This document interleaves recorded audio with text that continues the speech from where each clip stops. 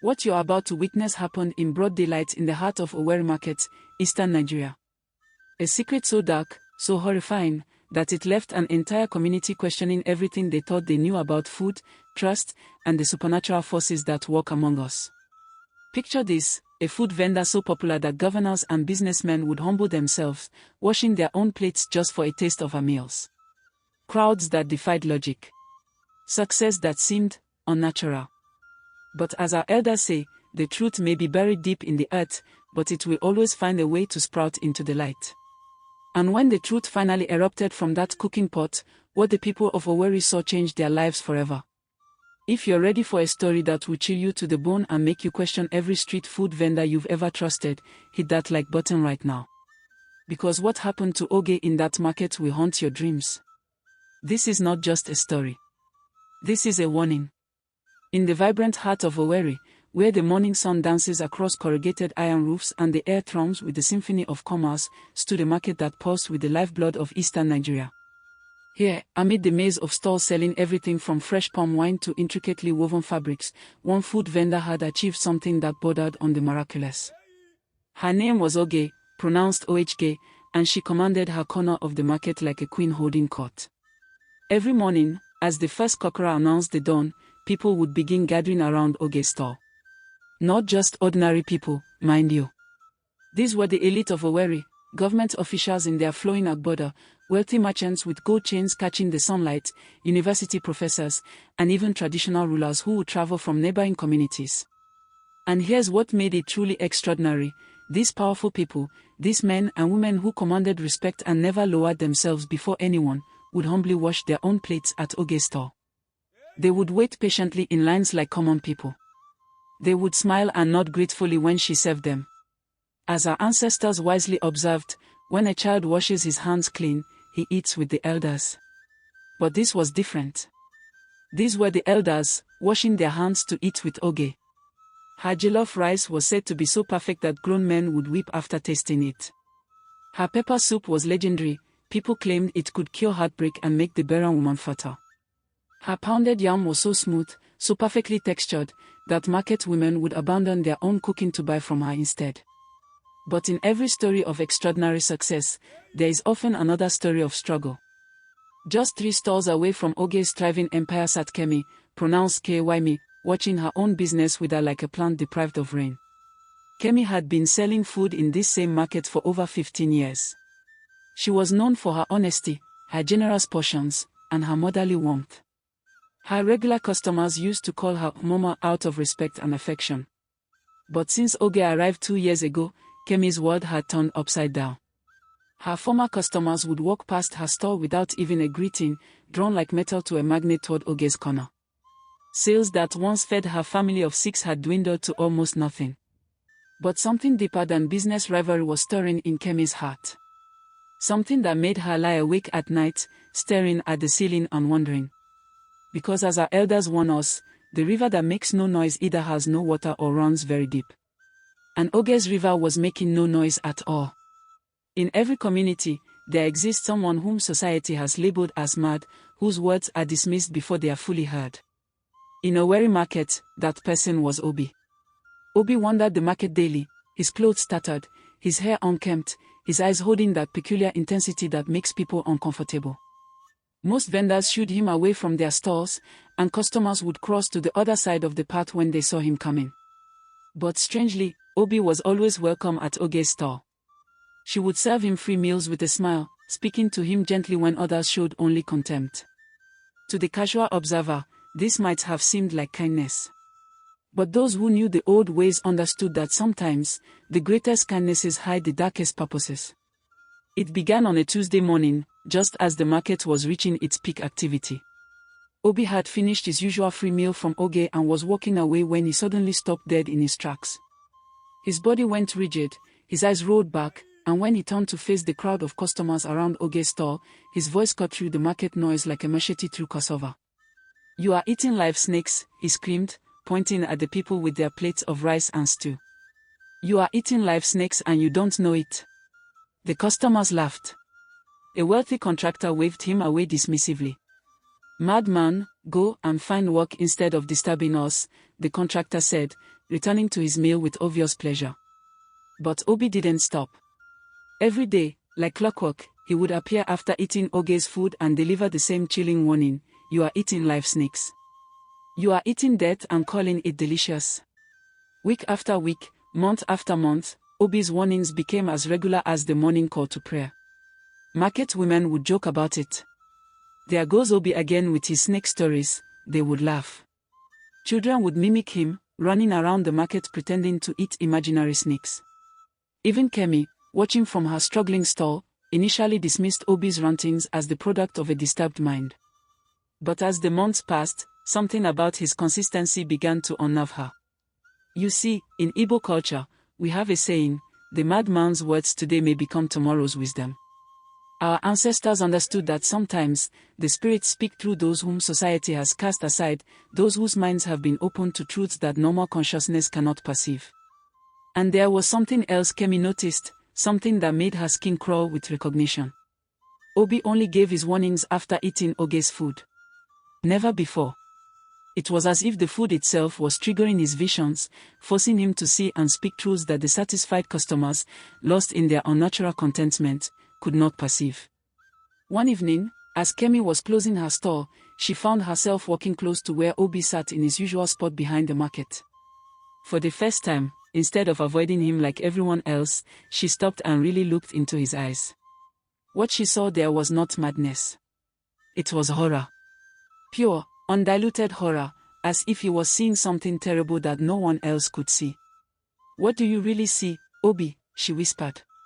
His response chilled her to the bone. "Mama, the snakes, they are not dead. They move in their bellies. They whisper to their hearts. And she feeds on what the snakes give her." That night, Kemi did not sleep. Because sometimes, the most unlikely messenger carries the most important message. As the weeks turned into months, Kemi's situation grew more desperate. Her children would look at her with questioning eyes when she served them the same meal of rice and beans for the 5th day in a row. Her husband, a patient man who had supported her business for years, began making subtle suggestions about finding other work. But it wasn't just the failing business that tormented Kemi. It was the growing certainty that something unnatural was happening in their market, something that everyone else was blind to. She began observing Oge's customers more carefully.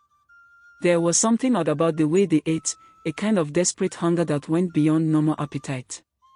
They would finish their plates and immediately look around for more, like people under some kind of spell. And their eyes, when they ate Oge's food, their eyes would take on a glazed quality, as if they were seeing something beautiful that existed only in their minds. More disturbing still was how fiercely they defended Oge when anyone questioned her success. When another vendor once suggested that perhaps Oge was using some kind of enhancement in her food, her customers had turned on the woman with such venom that she was forced to apologize publicly and stop selling in the market entirely.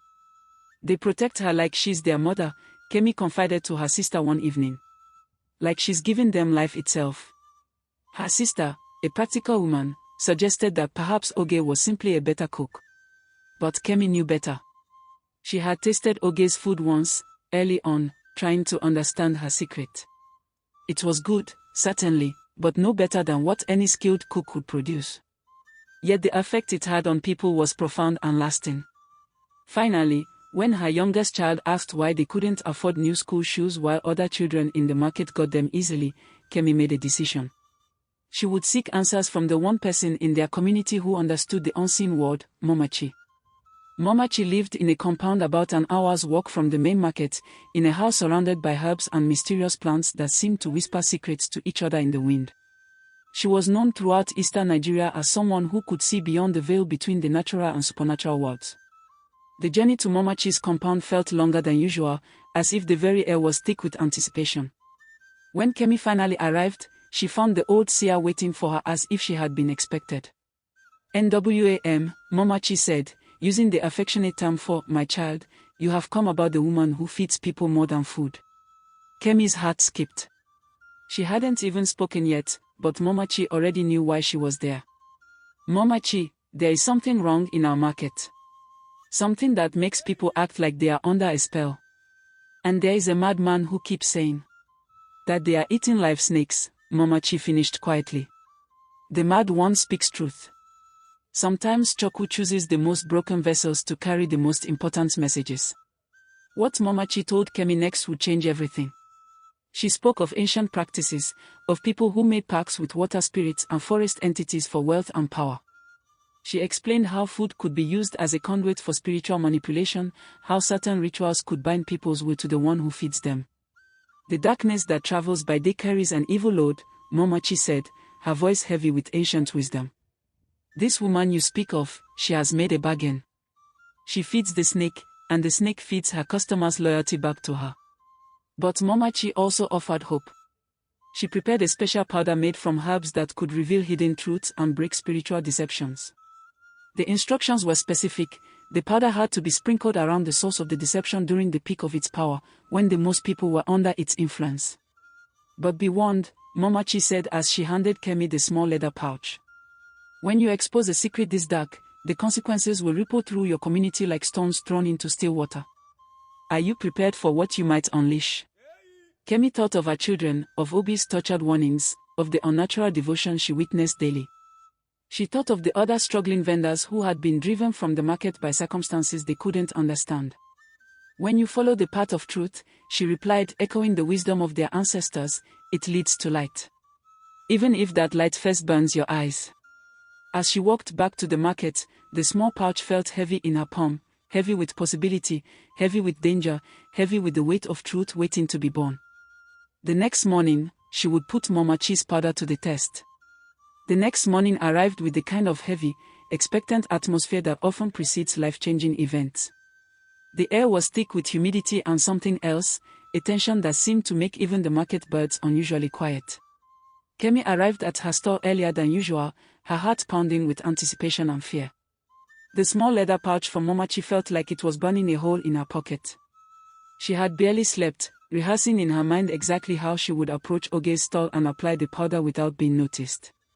As always, Oge's customers began gathering early.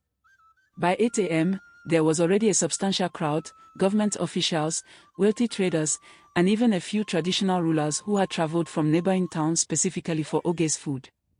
Kemi watched the familiar scene unfold, the respectful queuing, the humble plate washing, the expressions of almost religious devotion as people waited for their meals.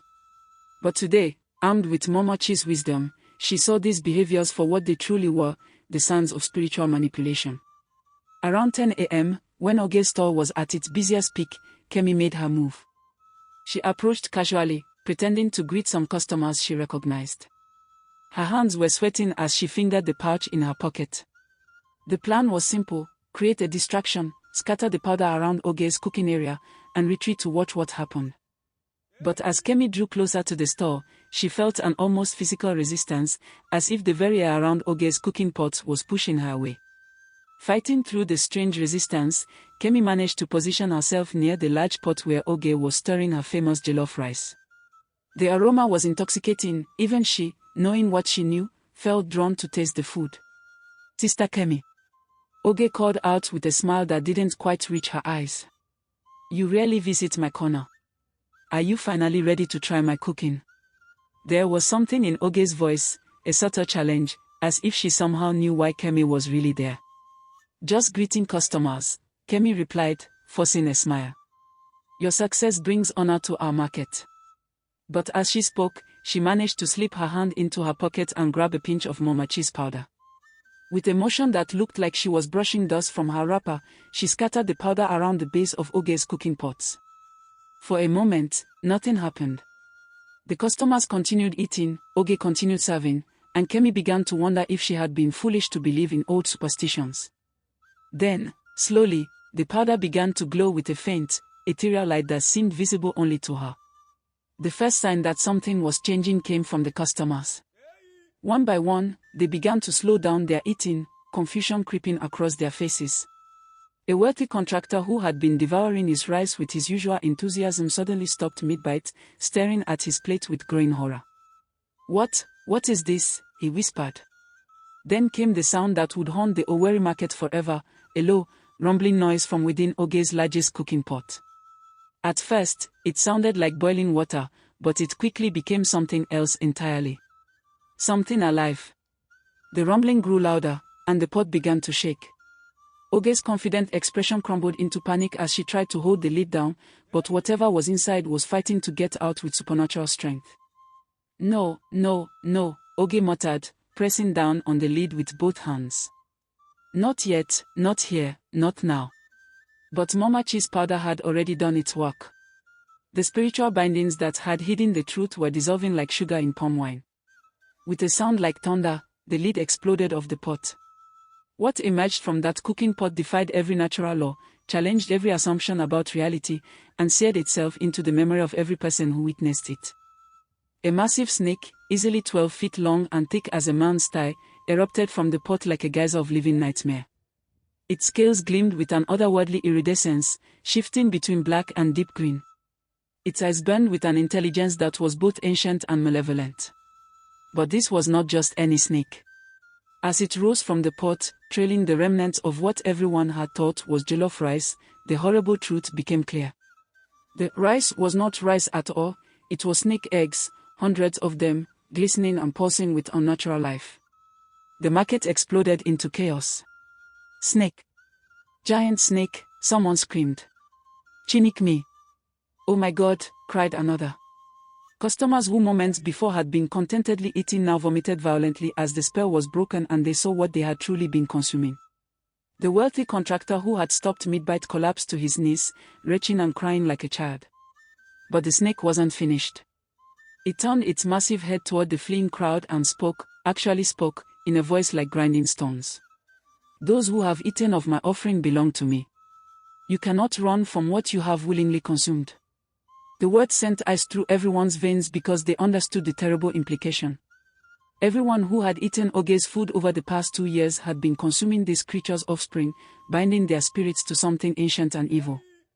And then, as suddenly as it had appeared, the snake began to dissolve back into the pot, but not before fixing its burning gaze on each person present, as if memorizing their faces for future reference. In the midst of all this chaos, people suddenly remembered Obi's warnings. The madman who had been dismissed and ridiculed for months had been telling them the literal truth all along. But where was Oge? As the snake disappeared and the pot returned to normal, now filled with what looked like ordinary jollof rice, people realized that the woman who had been the center of their market's life had vanished without a trace. No one saw her leave. No one heard her footsteps. One moment she had been there, struggling with the pot, and the next she was gone, as if she had been absorbed by the same dark forces she had been serving. As our elders warned us, evil runs faster than the wind when exposed to daylight. And Oge had run into a darkness so complete that no amount of searching would ever bring her back. The revelation that shook Owerri that day did more than expose one woman's dark secret. It shattered the community's sense of reality and left everyone questioning what else in their daily lives might not be what it seemed. And in the distance, barely audible over the chaos, came the sound of bitter, knowing laughter, Obi's laughter, the laughter of someone whose terrible visions had finally been validated by the light of day. The days that followed what came to be known as the Great Revelation were unlike anything the people of Owerri had ever experienced. The bustling, vibrant market that had been the heartbeat of their community seemed to beat with a different rhythm now, slower, more cautious, heavy with the weight of newfound knowledge. Word of what had happened spread through eastern Nigeria like wildfire in the dry season. Radio stations picked up the story, though most presenters spoke of it in hushed, uncertain tones, unsure how to categorize what their sources were telling them. Some called it mass hysteria. Others whispered of village people and supernatural forces. But for those who had been present that day, there was no uncertainty. They had seen the truth with their own eyes, felt it in their bones, tasted its bitter reality on their tongues. The customers who had been most devoted to Oge suffered the worst aftermath. Many fell seriously ill in the days following the revelation, their bodies rejecting what they had unknowingly consumed for months or years. Some spoke of nightmares where giant snakes whispered to them in voices that sounded like Oge's. Others claimed they could feel something moving in their stomachs, especially at night. Traditional healers throughout the region reported an unprecedented influx of people seeking spiritual cleansing. Mama Chi herself had to turn people away, overwhelmed by the demand for her services. Everyone who had eaten Oge's food wanted to be purified, to have whatever spiritual connection they had unwittingly formed severed completely. The psychological impact was equally profound. People who had considered themselves sophisticated, educated, modern individuals suddenly found themselves confronting the reality that the spiritual world was far more present and active in their daily lives than they had ever imagined. How many other things in our lives are not what they seem, became the question that haunted every conversation.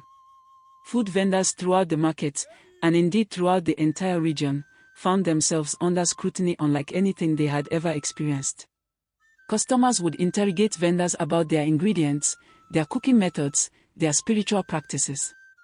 Some demanded to see the raw ingredients before agreeing to purchase anything. Others abandoned eating outside their homes entirely, trusting only food they had prepared themselves. The economic impact was devastating for the food vendors community. What had been a thriving sector of the market economy ground nearly to a halt as people's fear overwhelmed their hunger for convenience and variety. But for Kemi, a different story was unfolding. At first, she too had suffered from the market-wide suspicion. But slowly, as word spread about her role in exposing Oge's secret, people began to see her differently. She wasn't just another food vendor, she was the one who had risked everything to reveal the truth. Sister Kemi saved us, people would say. If not for her courage, we might still be eating snakes and calling them rice. Her business began to recover, built now not on supernatural manipulation but on something far more sustainable: trust. People came to her store knowing that what they were buying was exactly what it appeared to be, prepared by someone who had proven her integrity by choosing truth over profit. As our ancestors teach us, a clear conscience is the softest pillow. Kemi's conscience was clear, and her sleep was peaceful in ways it hadn't been for years. The market gradually began to develop new traditions, new ways of ensuring transparency and safety. Vendors would invite customers to watch their cooking processes. Community elders instituted regular inspections, not just for hygiene but for any signs of supernatural manipulation. Most significantly, Obi, the madman whose warnings had been vindicated so dramatically, was no longer treated as a pariah. The community realized they had made a grave error in dismissing his words simply because they came from someone society had labeled as mentally unstable. They began to understand that spiritual sensitivity sometimes manifests in ways that conventional society doesn't recognize or value. Obi was given a place to stay, regular meals, and most importantly, a voice. When he spoke now, people listened. Not because they feared him, but because they had learned that wisdom can come from the most unexpected sources. The spiritual lesson was profound and lasting: never dismiss someone's words simply because of who they are or how they appear. Truth doesn't always come dressed in respectability. But perhaps the most important lesson was about the price of unnatural success. Oge's meteoric rise to market dominance had come at a cost that her customers had unknowingly paid. The community learned to be suspicious of success that seemed too easy, too perfect, too good to be true. Months after the incident, the community organized a massive purification ceremony for the entire market. Traditional priests, Christian pastors, and Islamic clerics came together in an unprecedented show of spiritual unity, all working to cleanse the space of any lingering supernatural contamination. The ceremony lasted 3 days and drew people from across the region. It marked not just the cleansing of a physical space, but the community's commitment to vigilance, transparency, and spiritual awareness in all their dealings. As the market slowly returned to a new normal, one thing had changed forever: the people of Owerri would never again take their food, or their reality, at face value. Today, if you visit Owerri market, you'll find it thriving once again. But it's a different kind of prosperity, one built on transparency, community vigilance, and the hard-earned wisdom that comes from surviving deception. The corner where Oge's store once stood remains empty to this day. Not because no one wants to rent the space, but because the community decided to leave it as a reminder. A reminder that success without integrity is hollow, that convenience without caution is dangerous, and that some hungers are better left unfed. Kemi's business continues to prosper, supported now by customers who value honesty as much as good food. She has trained several younger women in her cooking methods, but more importantly, she has taught them the principles that guide her work: transparency, integrity, and respect for both the natural and spiritual worlds. And Obi, he has become something of a local guardian, walking through the market daily with eyes that see beyond the surface of things. His presence is now welcomed rather than feared, understood as a form of protection rather than disturbance. The story of the snake in the pot has become more than just a cautionary tale; it has become a teaching tool that parents throughout eastern Nigeria use to educate their children about discernment, the importance of listening to warnings even when they come from unlikely sources, and the spiritual dimensions of everyday life. But the most powerful lesson of all is captured in the proverb that has become associated with this story: the truth is like palm wine, it gets stronger with time, and eventually, even those who try to water it down cannot deny its potency. Oge was never seen again. Some say she returned to whatever dark realm had empowered her. Others believe she found another community to deceive. But most people in Owerri believe that when evil is exposed so completely, so publicly, it loses much of its power and retreats to hide in the shadows, waiting for a community that is less vigilant, less united, less willing to believe the warnings of their most unlikely prophets. Now, I want to hear from you. What do you think really happened to Oge after she vanished from the market? Do you believe she found another community to deceive, or do you think her power was broken by the exposure? More importantly, have you ever encountered someone in your own life who seemed to have success that felt unnatural or too good to be true? Have you ever dismissed warnings from someone who society labeled as different or unstable, only to later realize they were seeing truth you had missed? Share your experiences in the comments below. Your story might be the warning someone else needs to hear.